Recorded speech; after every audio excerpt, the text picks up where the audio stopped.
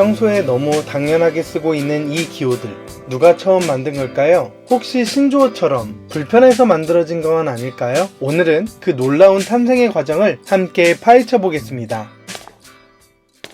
먼저 원주율 파이부터 이야기해 볼게요. 파이는 원의 둘레를 지름으로 나눈 값, 즉 둘레 나누기 지름을 의미합니다. 18세기 초 영국 수학자 윌리엄 존스는 이 비율을 표현하기 위해 파이를 공식 문헌에서 처음 사용한 인물로 알려져 있습니다.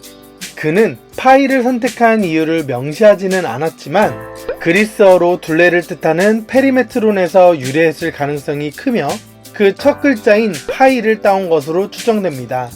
처음엔 소수의 수학자들만 쓰던 이 기호는 오일러에 의해 널리 사용되었고 점차 수학의 표준 기호로 자리 잡게 됩니다. 그런데 왜 하필 이 기호였을까요? 그건 단순함과 의미의 일치성, 쓰기의 편리함이라는 바로 효율성 때문이었습니다. 신조어가 긴 말을 줄여 쓰듯 파이도 복잡한 설명을 단 하나의 기호로 압축해낸 수학의 신조어였던 셈이죠. 그리고 당대 가장 영향력 있던 수학자 오일러가 사용하면서 파이는 약속의 기호로 정착되었다고 볼 수 있습니다. 하지만 정착하기까지의 과정에서 파이라는 기호가 처음 등장했을 땐 모든 사람이 곧바로 받아들인 건 아니었죠. 당시엔 원주율이라는 개념 자체가 불명확했고 기호 없이 말로 풀어 쓰거나 그냥 숫자 3.14로만 계산하는 경우도 많았죠. 하지만 파이는 단지 숫자 하나가 아니라 원이라는 형식 안에 숨은 규칙성과 조화를 상징했습니다. 지름에 따라 일정한 비율로 원의 둘레를 찾은 것이죠. 이처럼 수학의 기호는 단순한 약속이 아니라 세상을 해석하는 관점의 변화기도 합니다. 수학을 잘 모르더라도 머릿속에 남아있는 익숙한 기호, 루트입니다. 예를 들어 제곱해서 2가 된 수를 찾을 때 사용하는 기호죠. 제곱해서 2가 된 수의 뿌리, 즉 수가 생긴 근원이라는 뜻에서 이 기호는 사실 뿌리를 뜻하는 라틴어 레이딕스에서 유래되었다고 알려져 있습니다. 16세기 독일의 수학자 크리스토프 루돌프는 자신의 대수학책 코스에서 루트와 유사한 기호를 가장 먼저 사용한 인물 중 한 명으로 전해집니다. 당시에는 이 기호가 지금보다 R에 가까운 필기체 형태였죠. 그 후 르네 데카르트가 루트 위에 가로 괄선을 추가해 명확성을 높였고 오늘날 우리가 보는 형태로 자리 잡게 됩니다. 대체 왜 이런 복잡한 모양이 필요했을까요?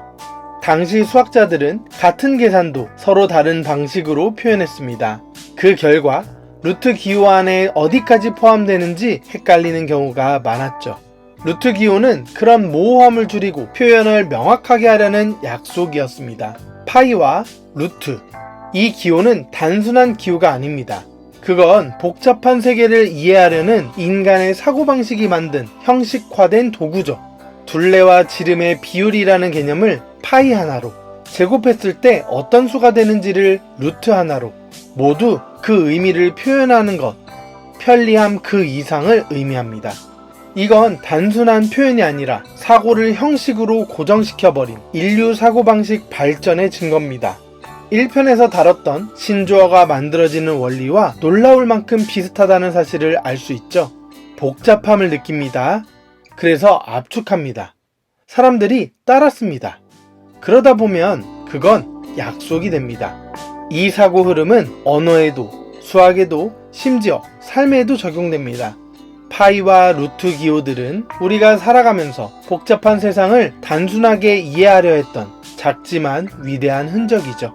다음 시간엔 불편함을 삶의 지혜로 바꿔 세상을 바꾼 위인 이야기를 가지고 돌아오겠습니다. 다음 시간에 꼭 다시 만나요. 오늘도 함께 해주셔서 진심으로 감사합니다.